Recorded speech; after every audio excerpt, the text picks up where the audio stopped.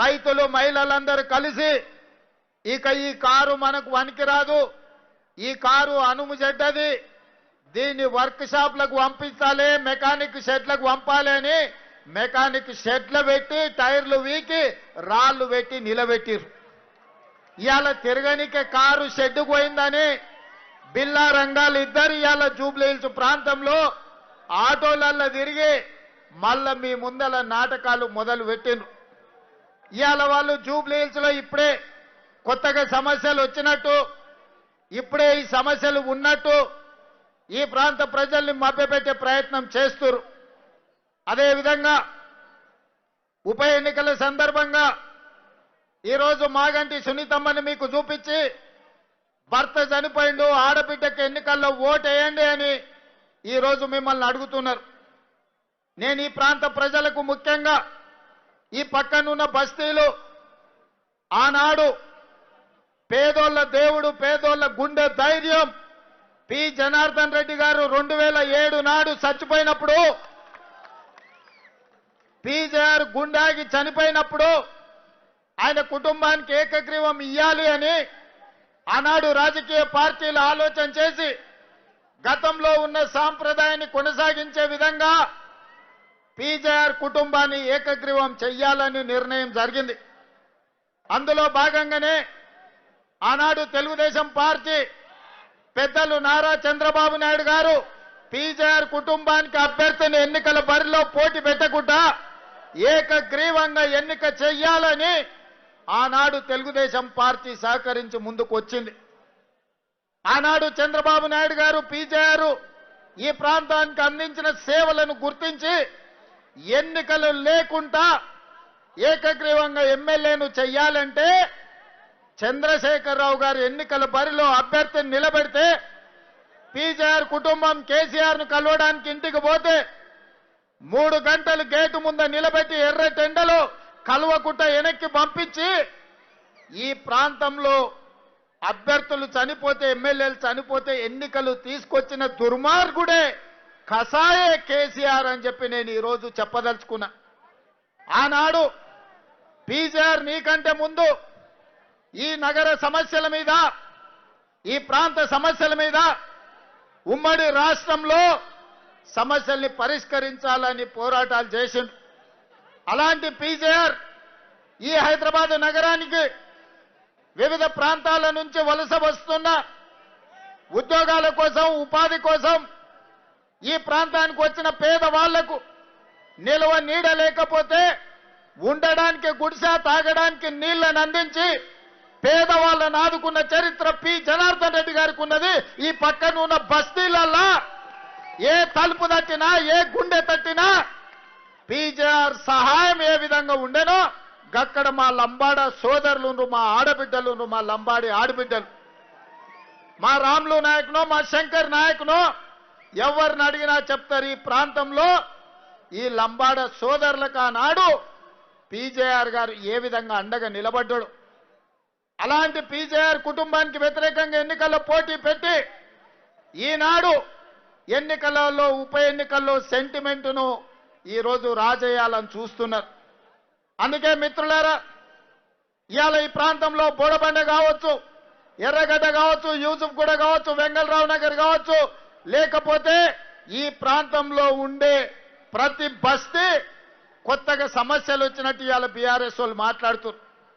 నేను అడగదలుచుకున్న బీఆర్ఎస్ వాళ్ళను, 10 ఏళ్ళు మీరే అధికారంలో ఉన్నారు కదా, 2-3 సార్లు బీఆర్ఎస్ ఎమ్మెల్యేనే జూబ్లీ హిల్స్ నుంచి ఉన్నాడు కదా, కేటీఆర్ 10 ఏళ్ళు మున్సిపల్ మంత్రిగా ఉన్నాడు కదా, కేసీఆర్ గారు 10 ఏళ్ళు ముఖ్యమంత్రిగా ఉన్నాడు కదా, మరి ఈ సమస్యలు పరిష్కారం కాకపోవడానికి, బోడబండలో సీసీ రోడ్లు రాకపోవడానికి, ఈ ప్రాంత ప్రజలకు తాగునీళ్లు లేకపోవడానికి, మీరేసుకున్న గుడిసెల మీద కరెంటు వైర్లు పోవడానికి కారణం బీఆర్ఎస్ దొంగలు కాదా?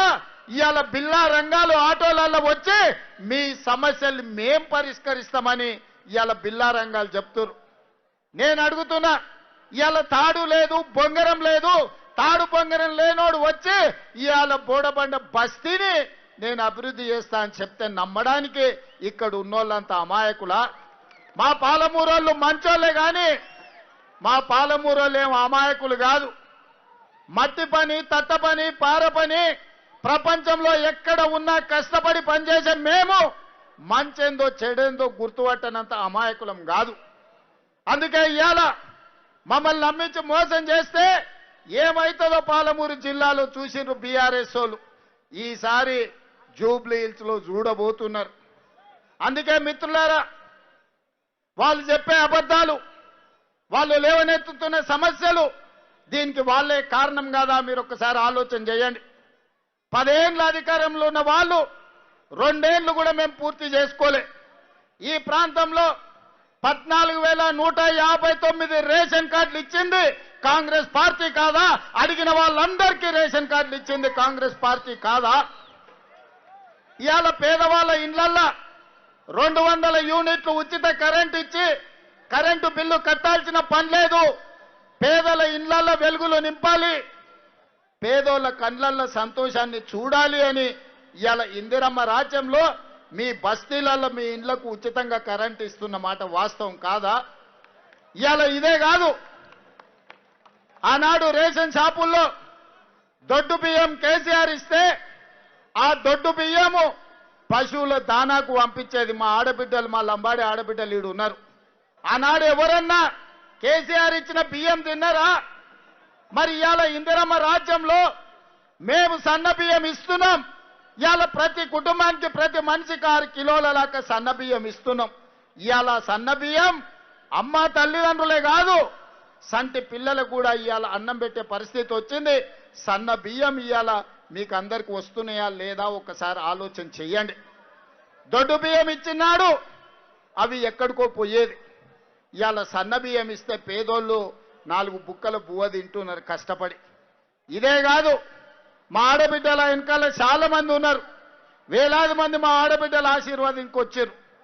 మా ఆడబిడ్డలు పనికి పోవాలన్నా, లేకపోతే పండుగ పూట అమ్మగారింటికి పోవాలన్నా, లేకపోతే అమ్మవారి దర్శనం చేసుకోవాలన్నా, బల్కమ్మపేట ఎల్లమ్మ దర్శించుకోవాలన్నా, లేకపోతే యాదగిరిగుట్ట లక్ష్మీ నరసింహస్వామిని దర్శించుకోవాలన్నా ఇంటాయన కిరాయి పైసలు ఇస్తే తప్ప పోవాలి. లేకపోతే వద్దులేమో మళ్ళీ దీపావళి పండుగ కోదు అంటే దసరా పండుగ కడితే సంక్రాంతి కోదాం అనేటోడు. ఇవాళ మా అక్కల్ని అడుగుతున్నా నేను, అక్క మీ తమ్ముడి రాష్ట్రానికి ముఖ్యమంత్రి అయినాక ఏ బస్సులన్నా ఎవడన్నా మిమ్మల్ని ₹1 టికెట్ కోసం పైసలు అడిగినరా మీరు చెప్పండి.